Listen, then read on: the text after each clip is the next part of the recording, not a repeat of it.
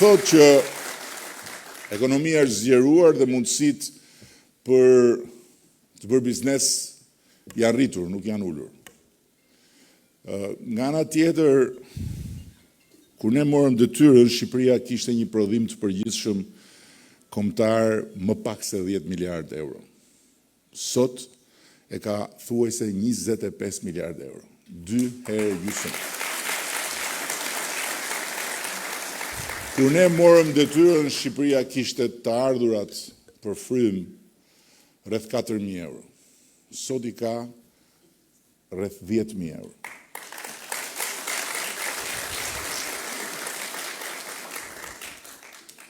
Kur ne morëm detyrën, askush nuk kishte kurajon të mendonte se sot paga mesatare në sektorin publik do të shkonte 930 euro.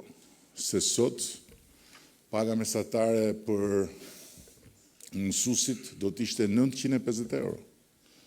Apo se sot paga mesatare për mjekët do të ishte ku mbi 1.000 euro.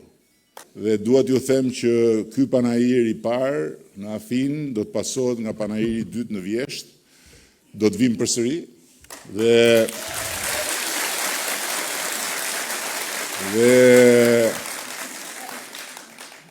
do të jemi këmbgulës sepse të 120 kompanitë që kanë ardhur këtu sot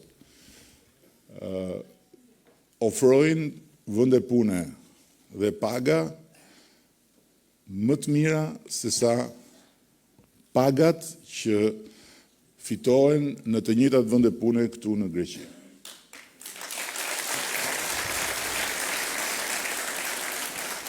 Dhe sot të gjithë ata që e kanë ndjekur dhe ndjekin Shqipërinë nga kanalet e Knetës, ku vazhdon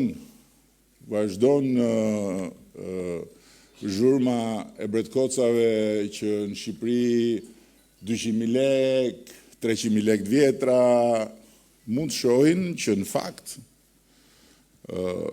në sektorin e turizmit dhe para se tyja këtu po flisja me dikë që punon këtu sanitare në një hotel ku për 21 dhoma që kishte në përkujdesje merrte 850 euro. Ndërkohë që një sanitare për 6 dhoma në Bregdetin e Shqipërisë merr 950 euro. Jemi në kushtet sot kur me krenari mund të themi që në Shqipëri kemi një treg pune dhe kemi sektor që janë konkurrues me Greqinë.